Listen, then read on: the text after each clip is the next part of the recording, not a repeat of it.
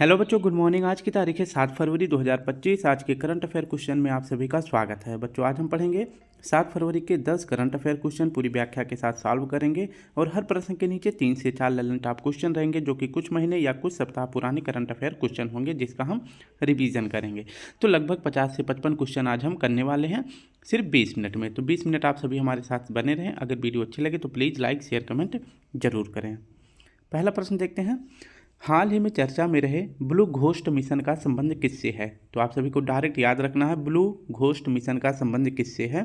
तो इसमें से आप सभी को देख के लग रहा होगा, तो इसका सही विकल्प हो जाएगा ऑप्शन सी, चंद्रमा से संबंधित है। ठीक है, इसकी अगर पूरी व्याख्या देखें तो ब्लू घोस्ट मिशन अगर पूछे लॉन्च किसने किया है, तो यह लॉन्च किया गया है फायरफ्लाई एरोस्पेस के द्वारा इसको जो है लॉन्च किया गया है।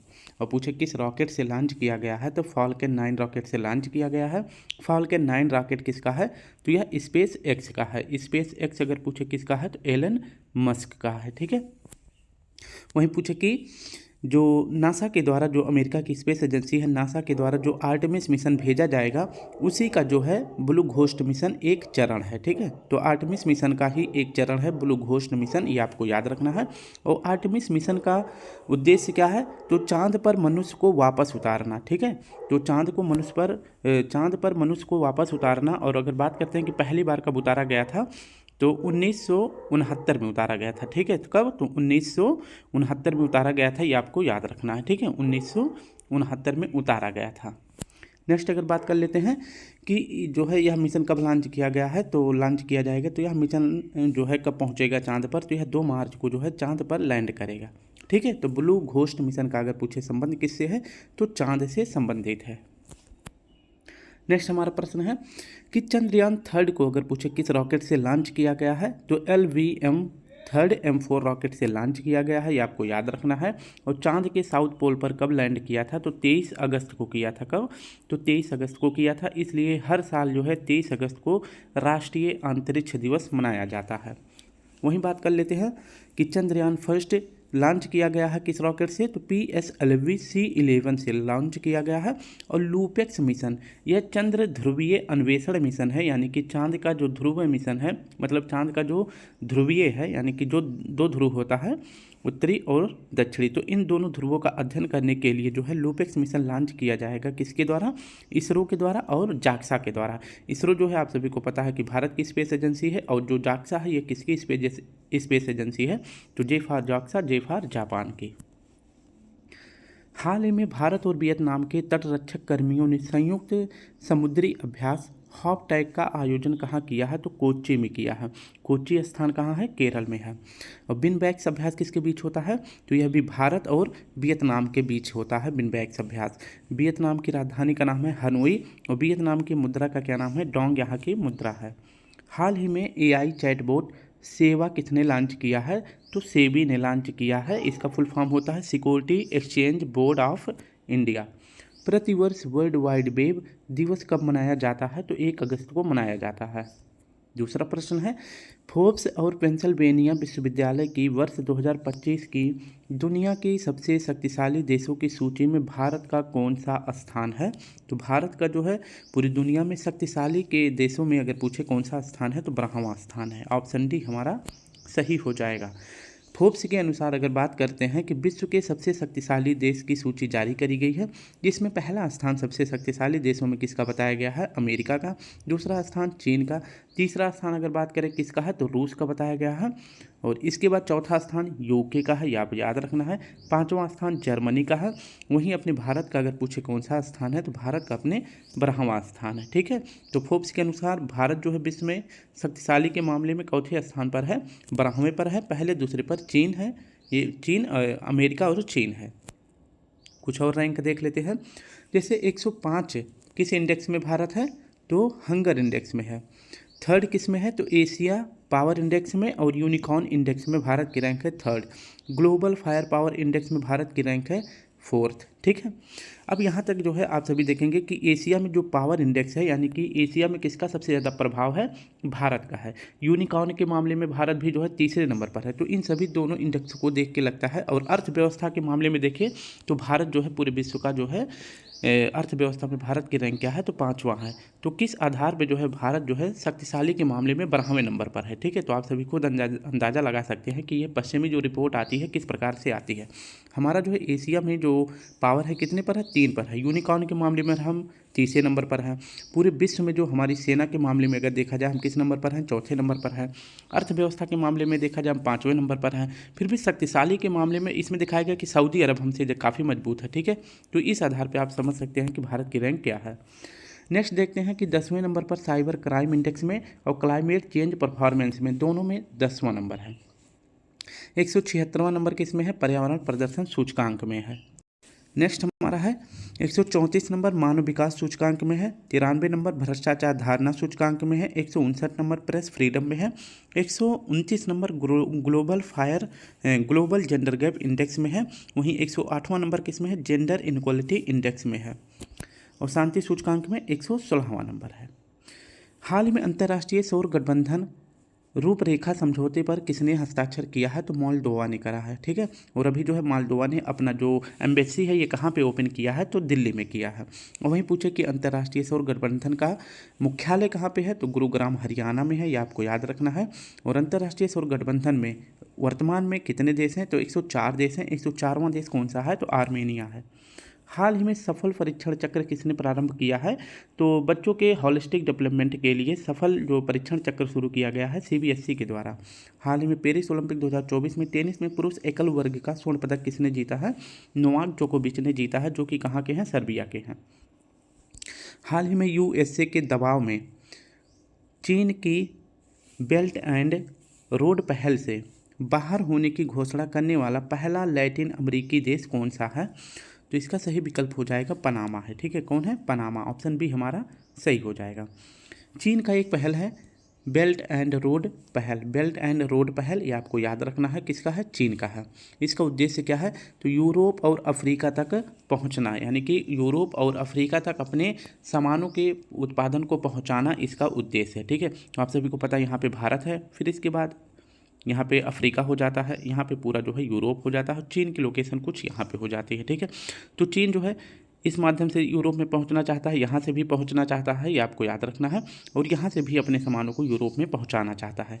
तो इसी पहल को जो शुरू किया गया है चीन के द्वारा, इसी को कहा जाता है बेल्ट एंड रोड पहल, जो किसका है, चीन का है। और अभी जो है इसमें जो है शामिल कौन हुआ था, तो अभी कुछ समय पहले इसमें जो है पनामा शामिल हुआ था, जो कि पहला लैटिन अमेरिकी देश भी था। और यहाँ के अगर पूछे राष्ट्रपति कौन है पनामा के, तो पनामा के राष्ट्रपति हैं जोसेफ मुलिन, यहाँ के राष्ट्रपति हैं।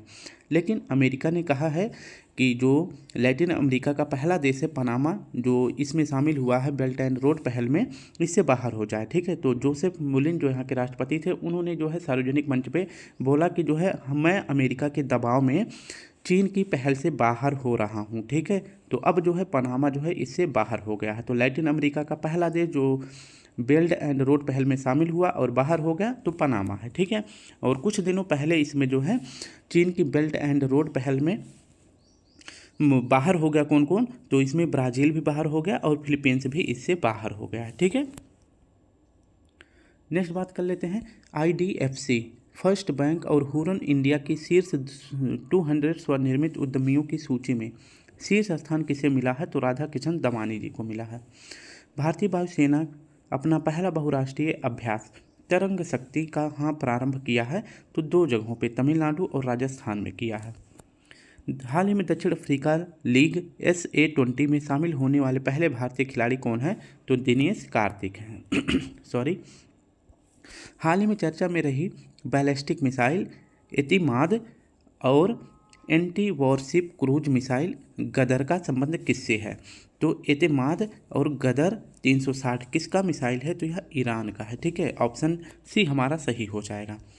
अभी जो है ईरान ने 2 मिसाइलों का जो है परीक्षण किया है, जिसमें है एतिमाद जो कि एक बैलिस्टिक मिसाइल है, इसकी रेंज कितनी है, तो 1700 किलोमीटर इसकी रेंज है, ठीक है। अभी दोनों में क्या डिफरेंस है इसको भी बताएंगे। पहले देखते हैं कौन सी और मिसाइल है, तो एक है गदर 380 इसका नाम है। यह क्या है, यह एक एंटी वॉरशिप क्रूज मिसाइल है और यह किस पर कार्य करता है, तो फायर एंड फॉरगेट, यानी कि निशाने पर जो है लॉक करिए, इसके बाद जो है मिसाइल को छोड़ दीजिए, तो निशाना जिधर जाएगा तो ये मिसाइल भी उसके पीछे पीछे जाएगी। जाएगी, ठीक है। और इसका अगर पूछे रेंज कितना है तो 1000 किलोमीटर है। अब बात करते हैं कि जो क्रूज मिसाइल है और बैलिस्टिक मिसाइल है, इन दोनों में अंतर क्या है। तो जो ये बैलिस्टिक मिसाइल होती है, ये यहाँ से मान लीजिए लॉन्च की हैं तो ये ऐसे निशाने के ऊपर गिर जाएगा, ठीक है। तो यानी कि इस तरह से जो है यहाँ पे आके विस्फोट करेगा।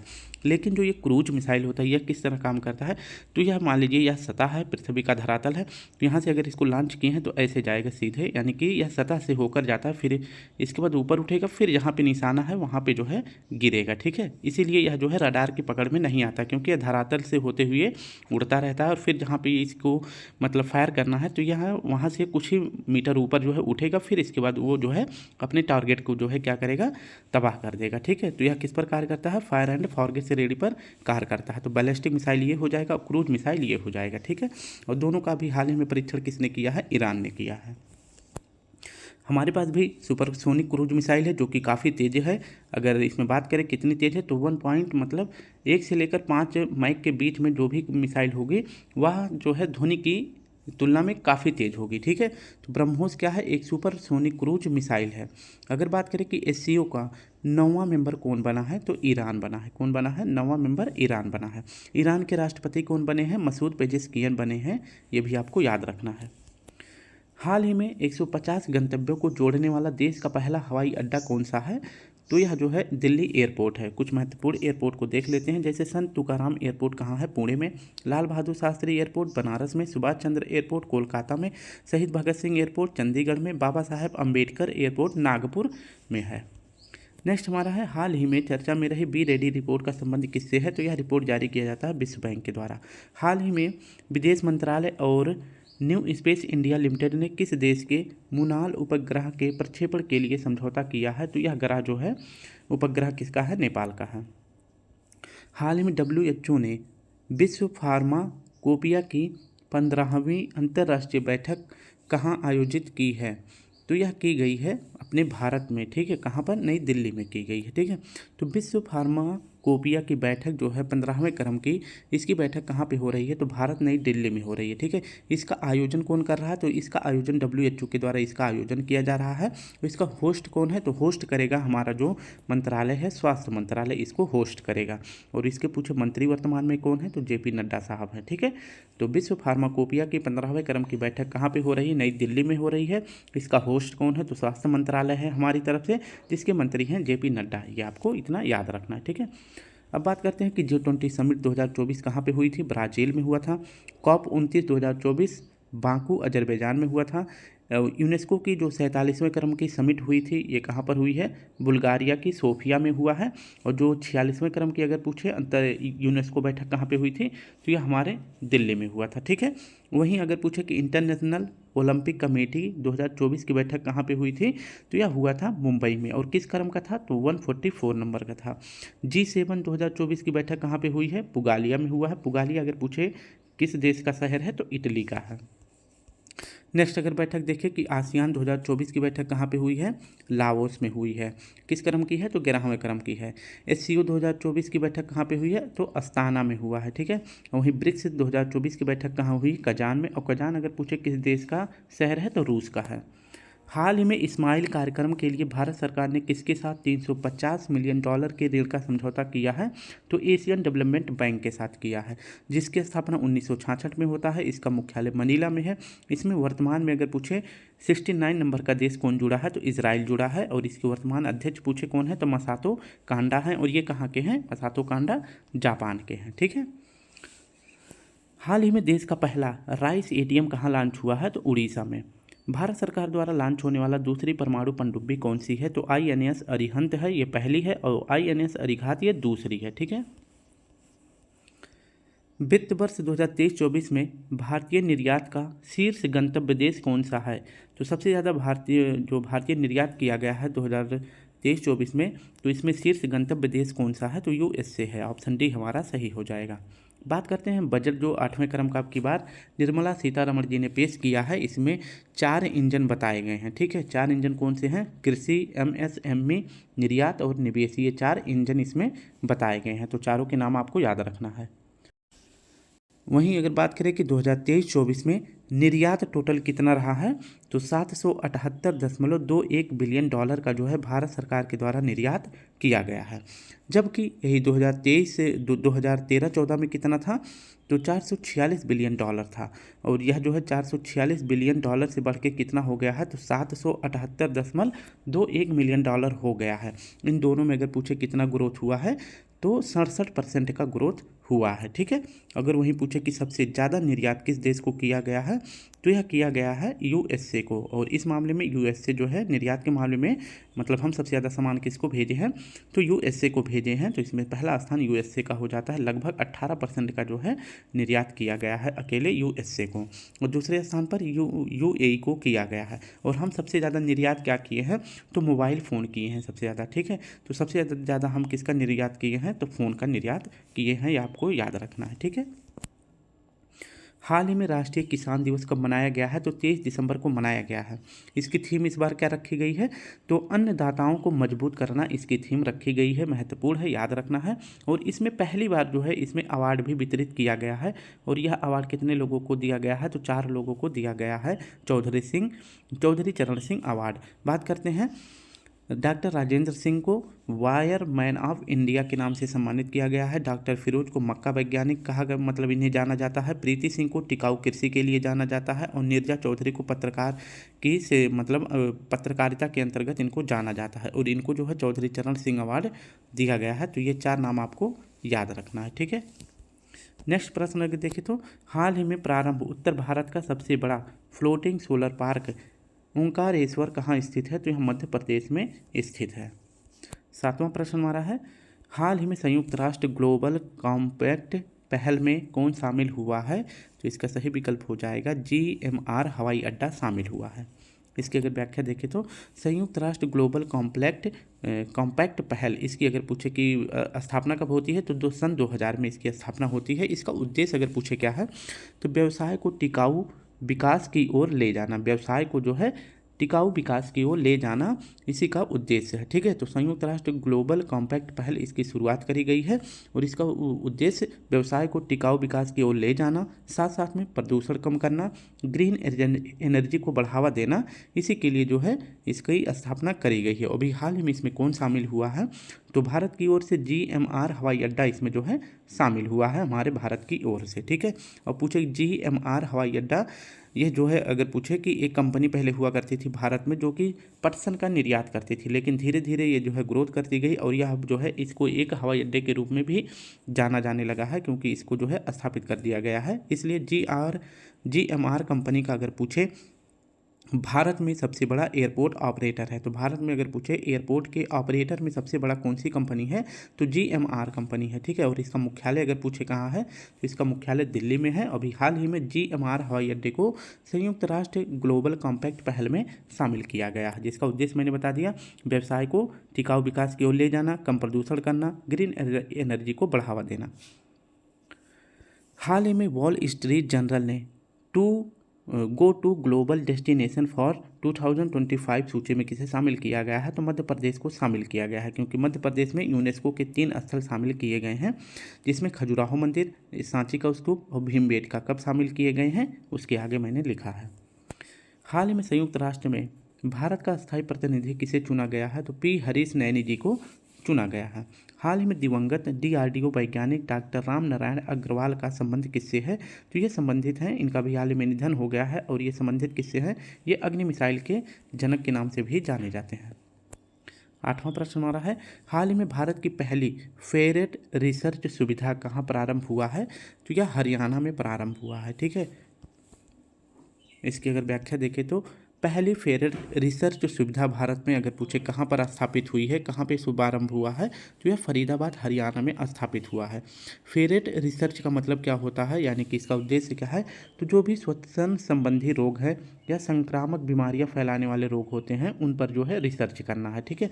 जैसे अगर बात करते हैं कोविड-19 जैसी कोई अगर फिर से महामारी आती है, इन्फ्लुएंजा, गर्भवती महिलाएं या नवजात शिशु, इनमें जो है संक्रामक बीमारी हो या श्वसन संबंधी बीमारी हो, तो उसके लिए भारत में पहली बार फेरेट रिसर्च सुविधा की स्थापना करी गई है फरीदाबाद हरियाणा में। ठीक है। अगर नेक्स्ट बात कर लेते हैं कि सूरजकुंड मेला, जिसे हैंडीक्राफ्ट भी कहा जाता है या हैंडीक्राफ्ट के लिए मेला कहा जाता है सूरजकुंड मेला को, ये कहाँ पर लगता है? तो ये भी फरीदाबाद हरियाणा में ही लगता है।